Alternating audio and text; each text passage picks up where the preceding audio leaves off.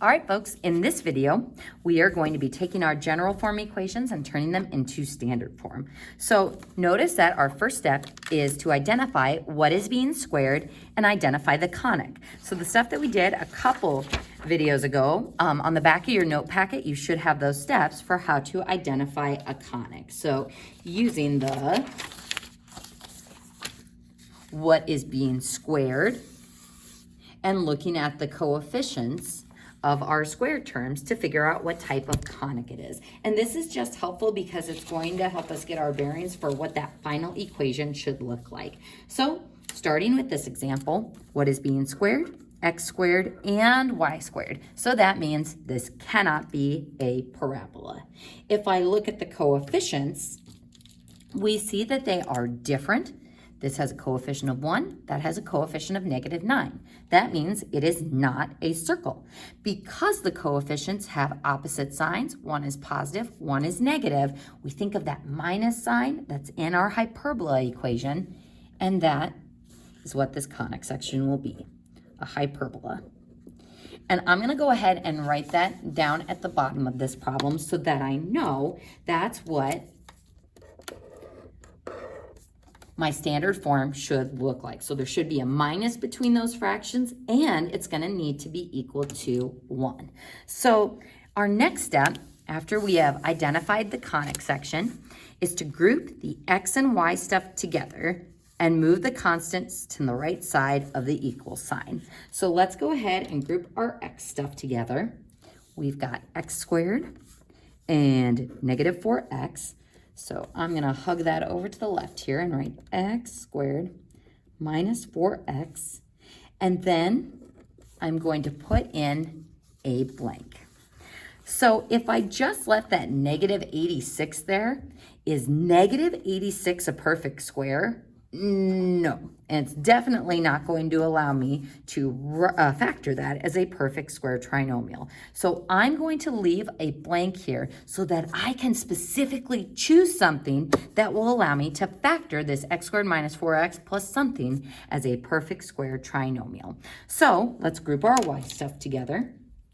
We've got -9y squared and -54y. So -9y squared, -54y. I'll put a blank there for that trinomial's constant. And then the -86, we are going to add to the other side to move it. So it's kind of like we're moving our constants out of the way so that we can make room for these constants that we are going to pick. So adding 86, we get 86. Now, it says to factor out the coefficients of x squared and y squared next. So x squared's coefficient is 1, so we're good to go there. But this has a coefficient of -9. So we are going to need to factor that out from all of our y stuff. So -9 will leave me with y squared plus 6y, and then my blank. All right, so let's go ahead and use our completing the square strategy for our x stuff. We want to choose something here that will be a good product number that will allow me to factor this as x and something and x and the same something. So we start with our sum number. Again, it's just out of order factoring. What are two numbers that are the same that give me a sum of -4? That would be -2 and -2. So those are going to be my factor numbers. And what product or C value do those give me? 4. -2 times -2 is a +4. Now, if you're wondering, well, why do we even have to write that +4? Can't we go just directly to the factors and then directly to our condensed form way of writing the factors? Folks, the issue here is we are not just completing the square for an expression like we did on those bottom 3 problems. We are completing the square for an equation. So when we think of an equation being in balance, so I always think of a balanced scale. If I have 2 apples over on this side, I need to have 2 apples over on this side to keep the scale in balance. If this has 3 apples, It's going to lower the bar and be heavier. So whatever I do to one side of the equation, we have to do to the other side as well. So if I add 4 to this side of the equation, we are also going to have to add 4 to the right side of the equation. So adding 4 here and adding 4 here keeps our equation in balance. So notice that in our steps, we have to include the blanks on both sides of the equation because I am not the god of math. I can't just straight up add 4 here and act like it's okay. If I add 4 over here so that I can factor this, we have to add 4 on the other side as well. So far so good. Where it starts to get weird is where we move to our y stuff, which has this annoying coefficient. So we look at our middle number or our sum number. So not the negative 54. We want to look at our new trinomial that only has the y squared. So we can ignore this one, and we are looking for two numbers that are the same that give me a sum of 6, which would be 3 and 3. Now when added, they give me 6, but when multiplied, they give me 9. So I'm adding 9 here, but on the right side, I am not going to add 9. Now, a lot of times that throws students because they say, well, why? I'm adding 9 here, so I need to add 9 on the other side. The problem with this is I'm adding 9 in this blank, but because of this coefficient out in front, what I'm really adding to my left side is negative 81, or 9 times negative 9. So look at that for a moment, and if you're feeling a bit confused, I'm going to go ahead and show it with a simpler example. So looking at this, if I want to keep these equations in balance, if I add 3 in this blank, adding 3 in this blank would not make them the same. And if you're wondering, just like on the previous problem, why, if I were to distribute this, that would give me 2x plus 6. So 3 is what I'm putting in that blank, but what I'm really adding to this left side is 6.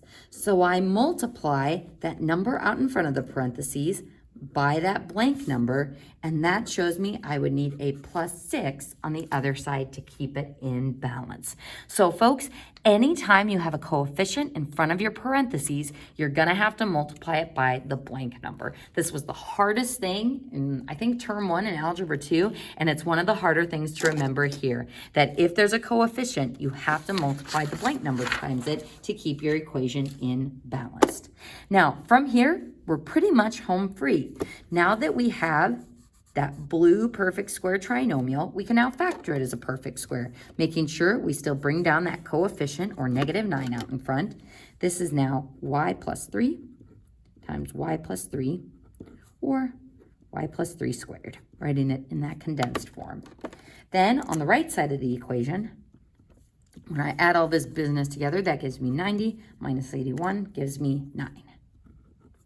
So I'm going to go ahead and write this a little bit more nicely. We have x minus 2 squared, and then minus 9 y plus 3 squared equals 9. So at this point, it's looking pretty good as far as looking like standard form, but we know since this is a hyperbola, there's something else we need to do. Folks, what does the right side of a hyperbola equation always look like? It should look like equals 1. So what can I do to this equation so that I get an equals 1 on the right side? We can divide the whole thing by 9. You get divided by 9, you get divided by 9, and you get divided by 9. So our final equation would be x minus 2 squared over 9. Then these 9's cancel, and we're left with a minus, which is good because that's what a hyperbola should have. Y plus 3 squared. Now, folks, these 9's canceled, so we don't have to write anything, but if I did want to pull out my b values from this, I would just go ahead and put a 1. in the denominator. My math lab is not going to require that. You can write it as just y plus 3 squared, but if you were graphing or needing to pull out those a and b values, I would put that 1 in the denominator, just like we did in the homework packet. Equals 1. And folks, that is our standard form equation for a hyperbola. And just for fun, and you don't have to do this on the homework, but just for fun, what is the center of this hyperbola? It is at positive 2, negative 3. What is the orientation of this hyperbola? Because x is first in our minus or in our subtraction, this would be a horizontal ellipse. Sorry, not horizontal ellipse, horizontal hyperbola. Now, is this 9 a squared or b squared? It is a squared, so a squared is 9, which means a equals 3. But is it equal to 9 because it's bigger or because it is first? Remember, in hyperbolas, a squared is first. So ellipses, your a squared is bigger, but in hyperbolas, where order matters, your a squared is first. So again, this was just kind of fun extra stuff.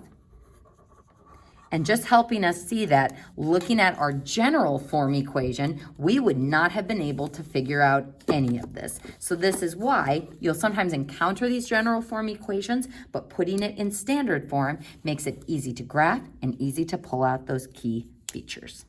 All right, moving on to the next problem. Sorry about that announcement.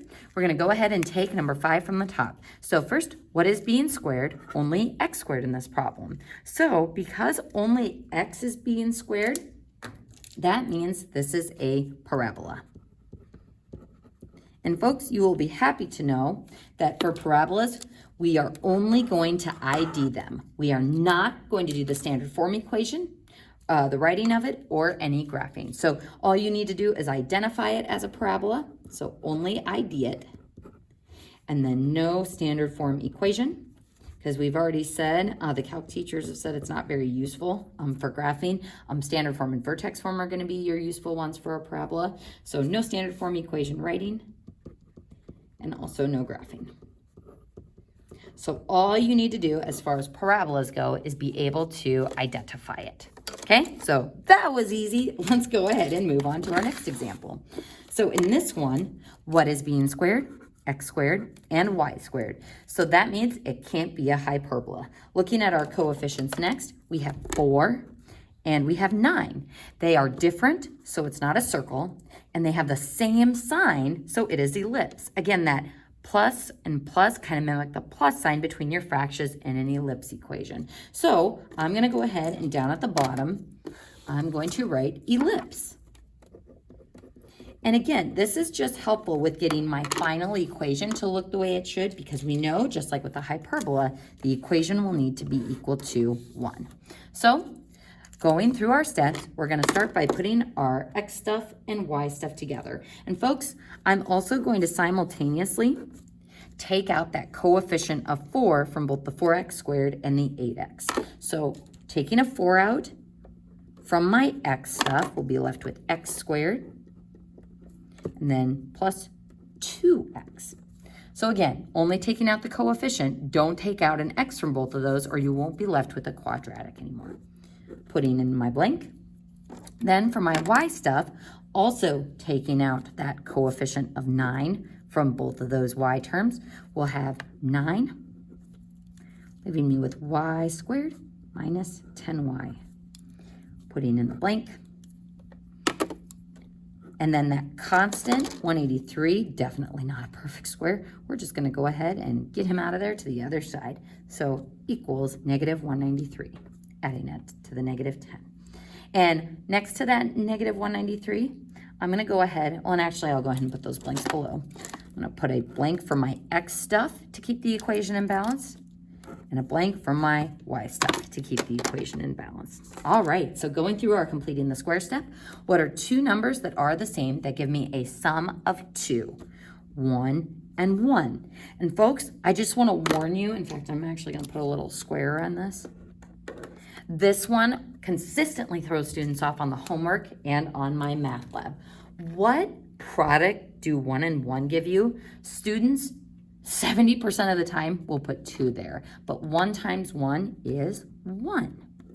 Now, I'm adding 1 in that blank, but what I'm really adding to this side, if I were to distribute this out, would be a positive 4. So plus 4 on the left side means plus 4 on the right side. Moving on to my y stuff. What are 2 numbers that are the same that give me a sum of -10, -5, and -5? And be careful that you take note of the negative sign there. So we have 2 negative numbers here and a positive 25 for our C value. Now we're adding 25 in that blank, but because of the coefficient, what we are really adding is, whoa, 225. So 225 on the left side and 225 on the right side. And I'm gonna go ahead and skip a bit more work here. I can factor this as x plus 1 times x plus 1. So with that coefficient out in front, it'll be 4 times x plus 1 squared. So again, I put in that constant so that I could not only factor this, but factor it as a perfect square. So 4 times x plus 1 squared plus 9 times 2 numbers that are the same would be -5 and -5, so y minus 5 squared. Then when I add all this business on the right side, this gives me positive 36. All right, so looking pretty close to standard form. Now, this is where, again, it's helpful to remember that since this is an ellipse, it needs to be equal to 1 and not equal to 36. So what's the easiest way I can make that 36 a 1? We can divide the whole equation by 36. You get divided by 36, you get divided by 36, and you get divided by 36. Excuse me. All right, so cross-simplifying that business. We take a 4 out of 4 and 36, which leaves me with 9. So x plus 1 squared over 9. Take a 9 out of there, a 9 out of there, which leaves me with 4.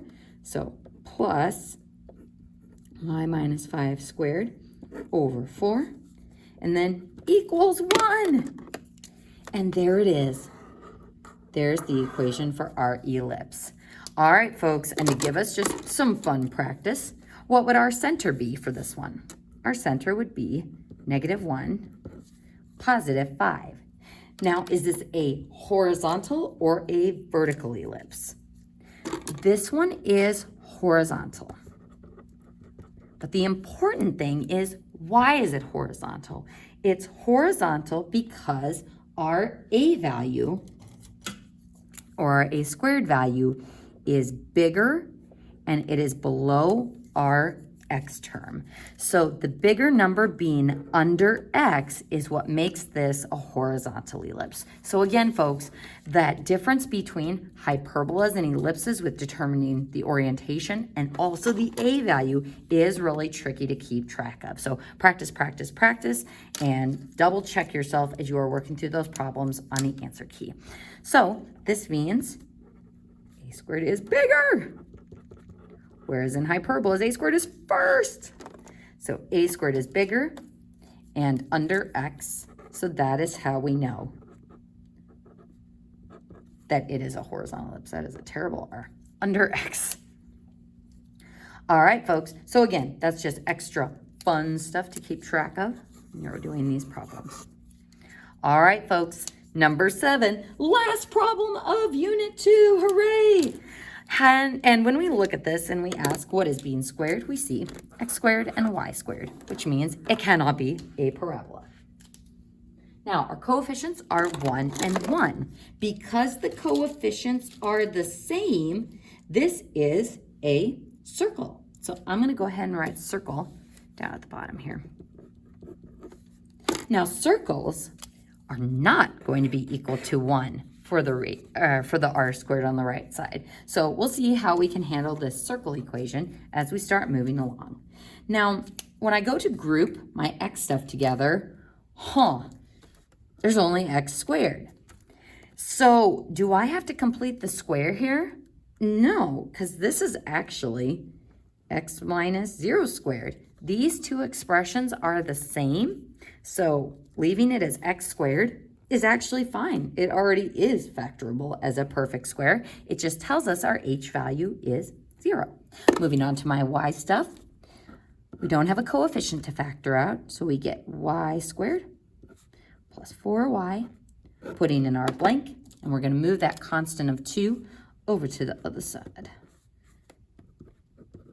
leaving a blank for our y values blank. All right, so what are two numbers that are the same that give me a sum of 4? 2 and 2. So that means the product number will need to be 2 times 2, or 4. And because there's no coefficient, we get to just add 4 to the other side to keep the equation in balance. So we get x squared plus y plus 2 squared equals 16. And that's it. That is the equation for our circle. We don't want to divide by 16 because we don't want any fractions in our circle equation. But let's just do a little bit of extra practice with this. Our center would be at 0, -2. And our radius would be 4. And folks, that concludes our Unit 2 notes.